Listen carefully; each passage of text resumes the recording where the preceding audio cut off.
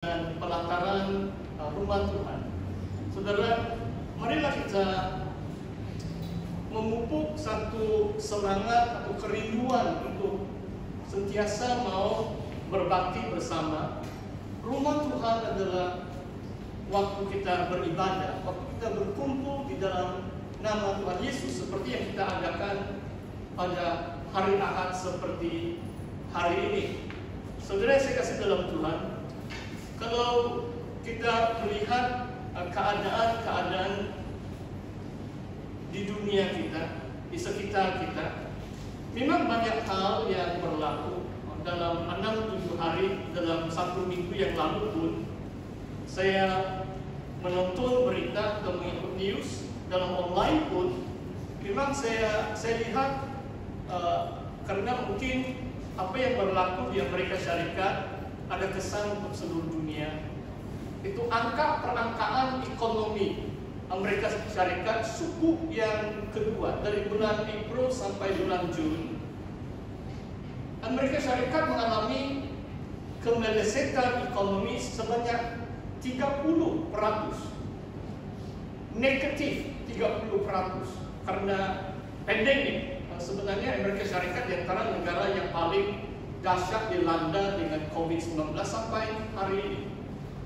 Dan 30% tidak pernah dialami dalam sejarah Amerika Syarikat sejak mungkin 30-an waktu Great Depression. Keadaan ekonomi dunia, dan beberapa hari yang lalu perangkaan Malaysia dan Singapura juga, dan Malaysia mengalami kemelesetan sebanyak 17 poin tidak tahu berapa peratus.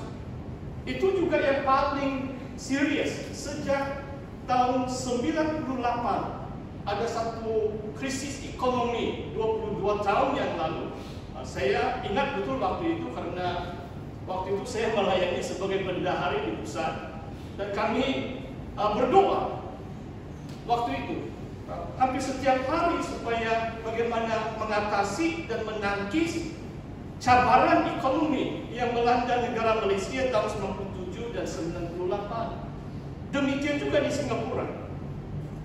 Modal 20% negatif, maksudnya meleset ekonomi secara puratanya. Dan saya percaya mungkin di antara jemaat Tuhan pun kita pasti mengalami cabaran secara ekonomi kita.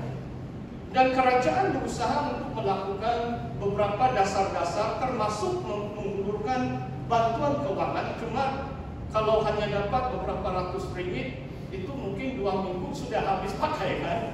Dan ini kita sudah masuk COVID-19 pun sejak bulan Maret, sekarang bulan 8, dekat setengah tahun. Saudara, saya ingin berkongsi satu tema supaya kita lihat bagaimana kita akan hidup di dalam perlindungan dan penyertaan Tuhan sewaktu pandemik dan kegawatan ekonomi. Wah, ini panjang betul ini. Multimedia pun mungkin susah mau tulis tajuk karena sedang live streaming. Hidup di dalam perlindungan penyertaan Tuhan sewaktu pandemik dan kegawatan ekonomi. Saudara, saya mau bermula dengan membaca satu ayat, Yohanes 15 ayat 15. Dan saya harap multimedia dapat, sebab ini saya tidak sediakan slide. Mungkin untuk sesi petang saya sudah sediakan slide. Dan Yohanes 15 ayat 15 mengatakan seperti ini. Ini kata Tuhan Yesus, "Aku tidak lagi menyebut kamu sebagai hamba, tetapi aku menyebut kamu sebagai sahabatku, sebab apa yang aku dengar dari Bapa, aku telah menyatakannya, segala itu menyatakannya kepadamu." Saudara, inilah kelebihan sebagai orang percaya atau anak-anak Tuhan. Tuhan Yesus tidak menyembunyikan rahasia kehendak atau rencana. Bahkan dia mengatakan kita sekarang adalah sahabat-sahabatnya. Dia menyatakan rencananya. Dalam keadaan pandemik dan kegawatan ekonomi, ada rahasia kehendak rencana Tuhan untuk umatnya. anak-anaknya. Ayat yang kedua, saudara, yang mari kita lihat Lukas 21 ayat 11. Ini yang saya percaya jemaat Tuhan mau mengatakan ini. Kenapa kita hidup dalam keadaan yang mencabar seperti tahun 2020 ini? Dalam Lukas 21 ayat 11 akan terjadi gempa bumi yang dahsyat. Di berbagai tempat akan ada penyakit sampar. Ini adalah wabah penyakit plague dan kelaparan. Dalam bahasa Inggris famine. Maksudnya kegawatan ekonomi yang membawa kelaparan. Kenapa? Kelaparan atau kebeluran. Kalau orang semakin miskin, mungkin kalau sakit pun tidak berani jumpa dokter, mau bayar 10 ringgit pun mungkin susah. Inilah maksudnya kelaparan. Dan akan terjadi juga hal-hal yang mengejutkan dan tanda-tanda yang dahsyat dari langit. Saudara, ini khotbah atau ajaran Tuhan Yesus tentang akhir zaman. Saya percaya, saudara, kita sudah masuk dalam nubuatan Tuhan sesuai dengan nyanyian yang sebelum lagu penyembahan tadi mengatakan kita merupakan generasi yang akan menggenapi nubuatan firman-Nya. Saudara, kadang-kadang kalau kita rindu kedatangan Tuhan Yesus, kadang-kadang kita macam rasa takut-takut juga. Jangan dulu Tuhan, mungkin generasi akan datang baru Tuhan datang. Kadang-kadang kita rasa begitu. Saya mengaku kadang-kadang, sebab saya lihat dalam firman Tuhan, kalau berbicara tentang akhir zaman atau menjelang kedatangan Tuhan, merupakan waktu-waktu yang sukar. Tetapi Tuhan mengatakan itu secara jelas kepada umat-Nya, supaya mereka bersiap, mereka bersedia mengharungi segala cabaran, dan mereka bertahan sampai akhir. Yesus berkata, mereka yang bertahan sampai akhir akan selamat. Maksudnya jiwa kita akan selamat. Apapun yang berlaku atas diri kita pun, kita akan bersama Tuhan di dalam kerajaan surga. Inilah saranan firman Tuhan untuk kita bertahan, mengharungi segala cabaran akhir zaman. Ada gempa bumi, ada penyakit sampar.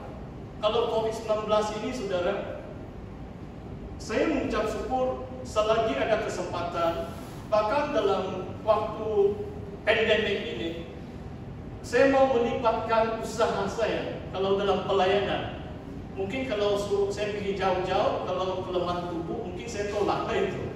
Tapi kalau di kawasan Kota Kinabalu, saya mau melibatkan usaha saya untuk melayani Tuhan. Sebab saya mau bekerja selagi siap. Sebab mana tahu ada beberapa negara Eropa sudah 1-2 bulan sudah reda keadaan COVID, tiba-tiba ada gelombang kedua, ketiga, ada lagi lockdown. Beberapa hari yang lalu saya dapat teks dari anak saya yang bekerja di New Zealand. Dia bilang, "Daddy, lockdown again." Anak saya tidak panjang cerita. Maksudnya kalau dia cerita dengan saya pun biasanya tidak panjang-panjang dia punya cerita. Jadi pendek saja teks dia. "Daddy, lockdown again." Di Auckland 102 hari. New Zealand case sifat. 1 case COVID-19 pun tidak ada. Tetapi tiba-tiba 4-5 hari yang lalu ada kluster baru. Sekarang mau dekat 20 case di Auckland, dan kerajaan perintahnya adalah mereka tidak boleh keluar kecuali untuk membeli makanan, dan banyak kekangan ke atas kota Auckland adalah kota yang paling besar di New Zealand. 1,5 juta penduduk di negara New Zealand. Saudara, selagi kita ada kesempatan di Sabah, di Kota Kinabalu, marilah kita ambil peluang untuk melayani Tuhan dengan lebih sungguh, untuk datang ibadah, kelonggarannya mungkin sekali seminggu. Bagi saya online service ini bukan pengganti. Saya harap kamu yang dengar live streaming, kecuali kamu yang ada anak di bawah 12 tahun atau warga emas, kalau kamu sehat, hukum Tuhan Tuhan adalah kamu datang beribadah, berkumpul. Kita sudah dengar firman Tuhan yang cukup jelas minggu yang lalu. Kehidupan jemaah adalah perkumpulan orang percaya.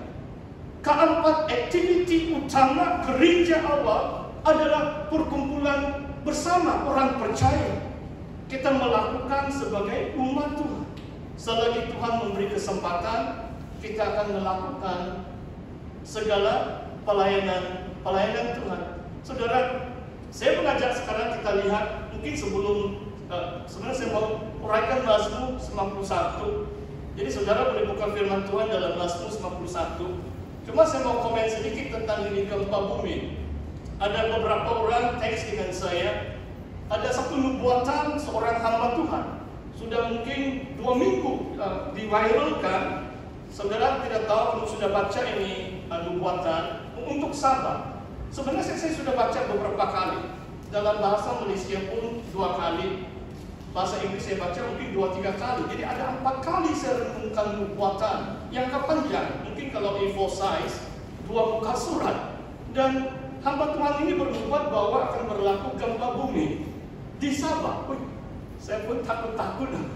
Jadi saya mau beritahu, kita menilai, maksudnya kita mengambil langkah berhati-hati. Cuma dalam nubuatan dia mengatakan bahwa gempa ini ada, tapi bukan tidak ada jiwa atau nyawa yang terkorban. Hanya mungkin goncangan saja dalam nubuatan dia itu. Cuma yang saya mau beritahu dengan saudara, ada 2 kali dia sebut di sana, jangan katakan negeri ini negeri di bawah bayu, dia katakan. 2 kali, kenapa ini? Kalau saya tidak berdoa 2 minggu, mungkin saya tidak berani komen. Sejak saya baca nubuatannya, saya sudah berdoa untuk 2 minggu. Saudara, sebenarnya saya amat bangga. Negeri Sabah adalah negeri di bawah bayu. Saya akan tetap ungkapkan ini. Negeri Sabah adalah negeri di bawah bayu. Kenapa negeri di bawah bayu? Sebab taufan itu melanda selatan Filipina. Jadi negeri Sabah itu agak terlindung. Jangan berlaku tiupan angin yang kencang atau taufan. Itulah kita di bawah bayu.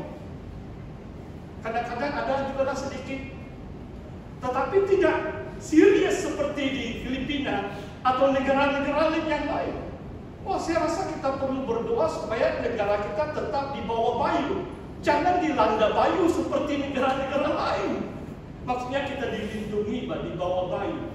Itu saja mungkin komen saya. Yang lain itu saya sedang berdoa. Kita lihat kegenapan nubuatan itu, termasuk banyak dibuat tentang keadaan politik dan sebagainya. Kita renungkan bersama. Cuma seperti yang Yesus ada, pada akhir zaman memang akan berlaku gempa bumi. Itu sudah berlaku 5 tahun yang lalu di Ranau. Cuma 5 tahun sudah berlalu. Kalau berlaku gempa bumi pun kita bersedia. Jangan kita takut, sebab ini akan berlaku sesuai dengan nubuatan firman Tuhan, khususnya pada akhir zaman. Saudara, hidup dalam perlindungan dan penyertaan Tuhan dalam pandemik atau waktu pandemik dan kegawatan ekonomi. Mari kita lihat Mazmur 91. Saya mau baca Mazmur ini, amat indah. Saya percaya kita sudah banyak kali membaca ini. Orang yang duduk dalam lindungan yang maha tinggi, yang bermalam dalam naungan yang maha kuasa. Dan perkataan maha tinggi dalam bahasa Ibrani, Elyon, satu perkataan yang jarang sekali dipakai sebagai gelar atau nama Allah. Tapi dalam Mazmur ini ada. Artinya memang seperti yang diterjemahkan dalam bahasa Indonesia atau bahasa Malaysia, maha tinggi. God the highest. Dia yang paling tinggi. Maksudnya Tuhan kita ini melihat segala keadaan, apapun yang dicipta Tuhan, alam semesta alam. Kalau saudara pikirkan tentang galaksi, universe kita amat luas. Kita ini hanya planet bumi, satu planet yang kecil, dan ada planet-planet yang lain.